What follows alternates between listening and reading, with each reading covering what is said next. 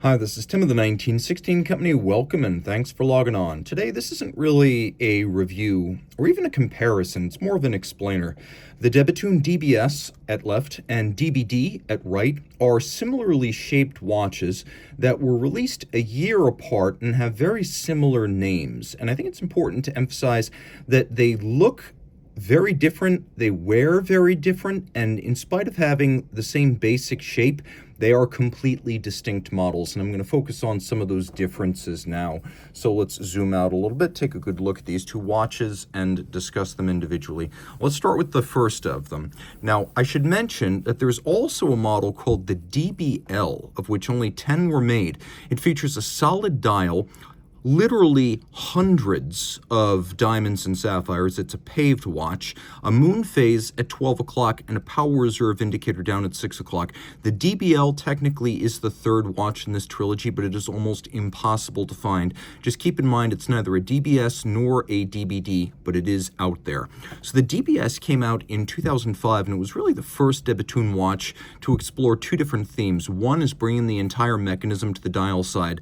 Drivetrain, power source, the barrels, the balance, the escapement, the hairspring, and the balance bridge assembly. All of that previously was hidden inside the watch behind a solid case back on some of the earliest De Bethune models, and then later on it would have been visible through a display case back, but having it all on the dial side as a sort of design signature for the brand, something we're now very familiar with courtesy of the DB28.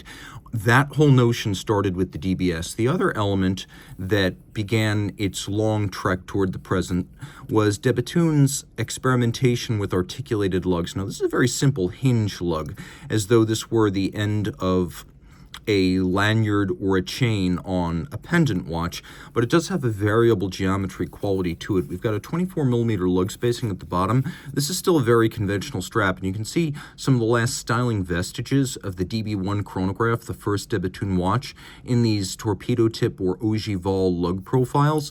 But the dial is all about the twin barrel movement.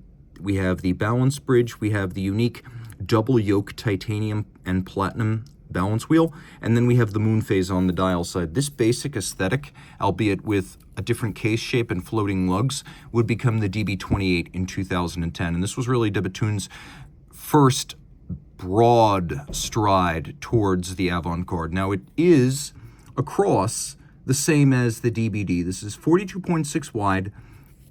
It's 46.0 from lug to lug. And then it is only 11.3 millimeters thick. So we'll throw this on my wrist so you can get a sense of it. From the top, it's not going to look any different than the DBD, but I can tell you that the feel and the fit is of a much smaller watch. So you can see from over the top, it's actually quite narrow if you think about it. 46 across the wrist is not all that large. That's like a 36mm Datejust on a solid end link bracelet. But where this really sets itself apart is going to be in the profile. It is so much thinner than the DBD. Also worth mentioning that we have a double complication. We have the 122-year spherical moonphase. You can actually see the drive system off a bevel gear that turns this. And then on the back, we've got a power reserve indicator, 6 days of power reserve. Now, this is white gold. Okay, so the DBD, by the way, there were at least 9 variants of this watch made in 183 pieces. So keep that in mind. 10 DBLs, 183 DBSs, and then the DBD in its original run of rose gold and white gold was made in 39 pieces, of which I believe 17 were the white gold and 9 were this anthracite dial in white gold that you see right here. So this is, at face value, very similar in shape and in size. It is 42.6 across from lug to lug. It is 46.5 millimeters, but this is where things really change. The digital display system, the inline calendar, and the caseback spherical moonphase make this a much thicker watch, and so you have camber across the sapphire caseback of the type you normally see on the dial side of a watch.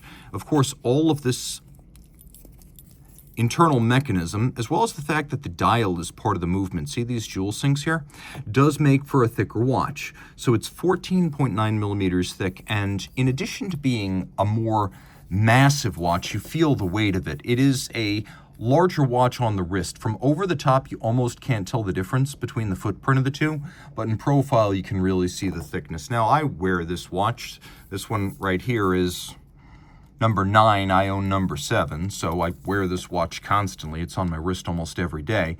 But I will admit that compared to the DBS, it is much, much thicker. Also, it has the moon phase, and it has the inline calendar, and it's a simple calendar, so 5 adjustments per year.